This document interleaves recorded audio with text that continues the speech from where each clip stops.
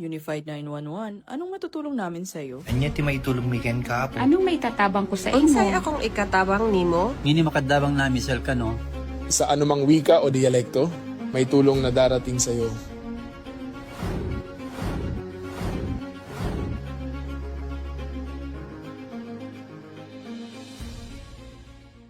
Lilingkod sa bawat Pilipino at magbibigay ng tamang impormasyon para sa tahimik at maayos na Pilipinas. Police News Network, alagad ng batas, tagapagtaguyod ng balitang pulis, sandigan ng mamamayan, patnubay ng katotohanan. La Campo Crame, maghahatid ng pinakahuling kaganapan at nagbabagang balita. Ito ang PNN Police News Network. At ngayon, ang inyong mga tagapagbalita.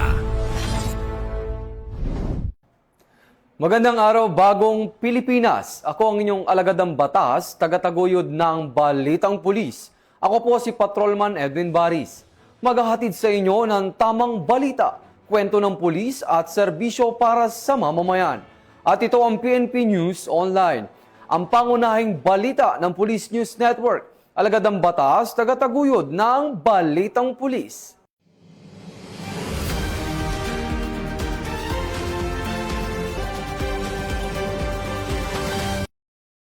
Narito ang mga balitang hatid ng ating mga PNN correspondents mula sa iba't ibang panig ng bansa.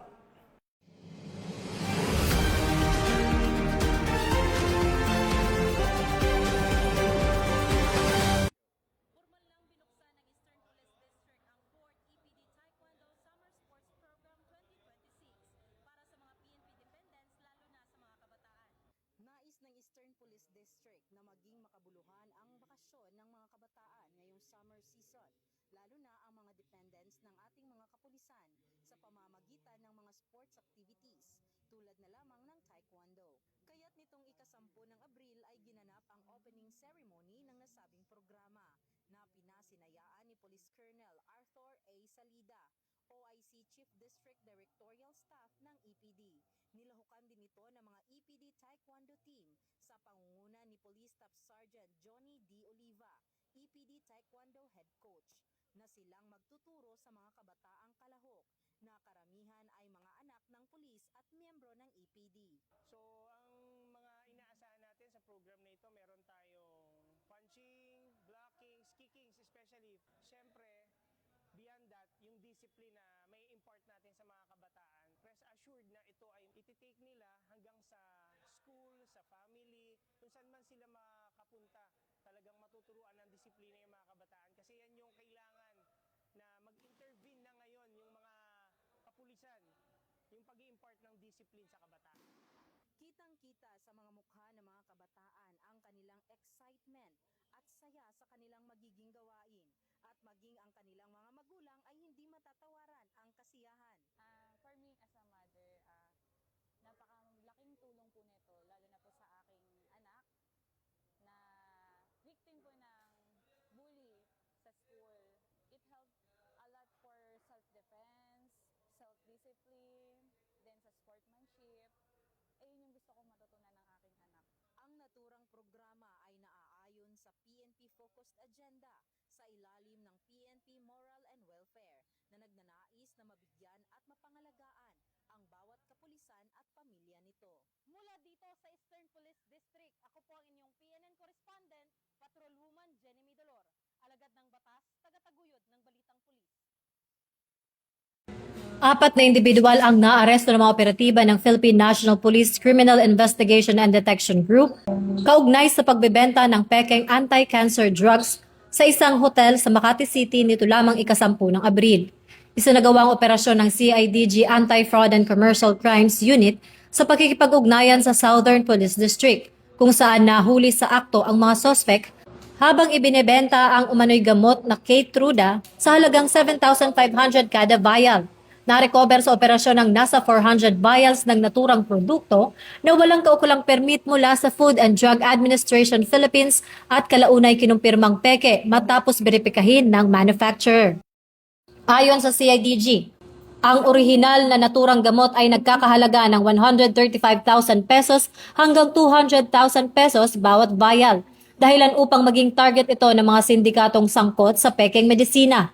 Binigyang diin ng mga otoridad na ang matagumpay na operasyon ay bahagi ng pinaigting na kampanya ng PNP laban sa mga mapaninlang na gawain at naglalagay sa panganib sa kalusugan ng publiko. Naharap ang mga sospek sa kasong paglabag sa Food and Drug Administration Act of 2009 habang patuloy ang investigasyon upang matunton ang iba pang kasabwat sa ilegal na operasyon. Ako po si Patrolwoman Sari Bernales, nagbabalita para sa Police News Network. At ito ang bagong PNP para sa bagong Pilipinas, serbisyong mabilis, tapat at nararamdaman.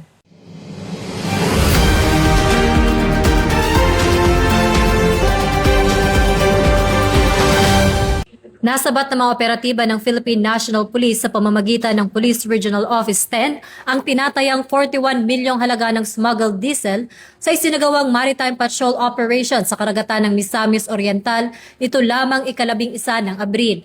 Isinagawa ang operasyon matapos ang masusing monitoring at intelligence gathering kaugnay ng umano'y illegal na distribusyon ng fuel sa mga baybayin ng Villanueva at Lagonglong. Sa koordinasyon ng Philippine Coast Guard at Bureau of Customs, naharang ang isang kahina-hinalang marine tanker na kalaunay napatunayang may kargang humigit kumulang 300 na litro ng diesel na hindi dumaan sa tawag proseso ng pag-aangkat. Bilang resulta ng pinaigting na kampanya laban sa smuggling, matagumpay na naaresto ng PNP ang kapitan at chief mate ng nasabing sasakyang pandagat matapos mabigong magpakita ng kaukulang dokumento. Ang mabilis at koordinadong aksyon ng mga otoridad ay patunay ng patuloy na pagsisikap ng PNP na sugpuin ang mga iligal na aktibidad sa bansa, partikular sa smuggling na nagdudulot ng malaking pagkalugi sa ekonomiya. Sa kasalukuyang naharap ang mga sospek sa kasong paglabag sa Customs Modernization and Tariff Act habang patuloy ang investigasyon upang matukoy ang iba pang posibleng sangkot sa operasyon. Ako po si Patrolwoman Sari Bernales, nagbabalita para sa Police News Network. At ito ang bagong PNP para sa bagong Pilipinas, serbisyong mabilis, tapat at nararamdaman.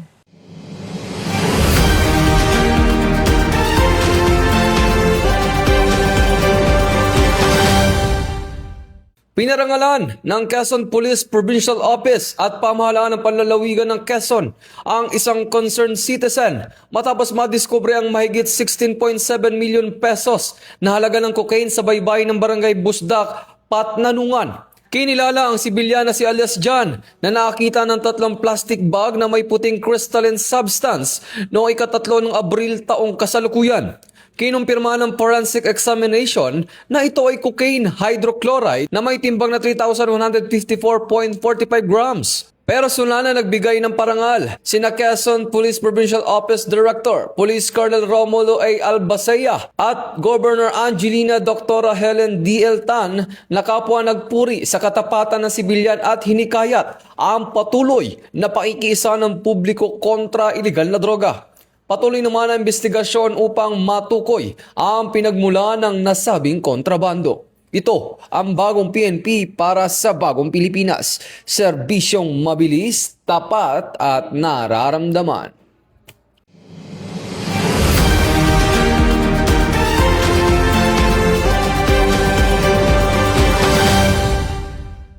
Nasabat ng Philippine National Police Criminal Investigation and Detection Group o CIDG ang tinatayang 700 million pesos na halaga ng imported na pabango sa isang bodega sa Valenzuela City Biyernes ng gabi. Bandang alas 8:30 ng gabi noong Abril 10 taong 2026, sinalakay ng mga otoridad ang bodega sa Bonifacio Street, Barangay East Kanumay sa bisa ng Letter of Authority na permado ng Bureau of Customs. Natunto ng kontrabando matapos ang serye ng surveillance kung saan umano'y sumingaw ang matapang na amoy ng pabango mula sa naturang bodega. Naabutan sa lugar ang caretaker na si alias Rodolfo at security guard na si alias Lendy, habang nakatakas naman ang pangunahing suspect na si alias Allen, isang Chinese national na patuloy na pinaghahanap ng otoridad. Nagugat ang operasyon sa impormasyon mula sa Department of Interior and Local Government kaugnay ng iligal na aktibidad. Maharap ang mga sospek sa kasong paglabag sa Republic Act 7394 o Consumer Act of the Philippines.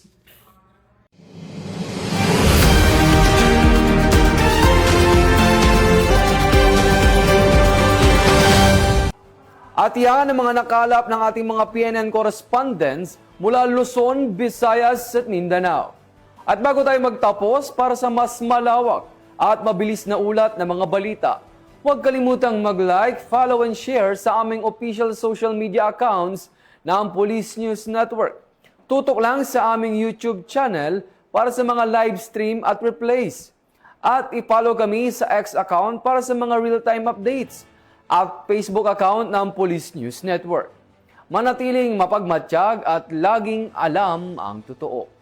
Sa ngalan ng pamunuan ng Philippine National Police, sa pangunguna ni Chief PNP Police General Jose Melencio C. Nartates Jr. at sa pamumuno ni President Ferdinand Bongbong Marcos Jr., kami ay maglilingkod sa bawat Pilipino at magbibigay ng tama at balanseng balita.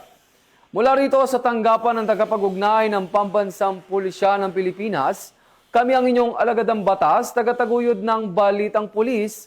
Ako ang inyong tagapag-ugnay, Patrolman Edwin Baris. Maghahatid ng tamang balita, kwento ng pulis at serbisyo para sa mamamayan. At ito ang PNP News Online. At ito ang bagong PNP para sa bagong Pilipinas. Serbisyong mabilis, tapat at nararamdaman.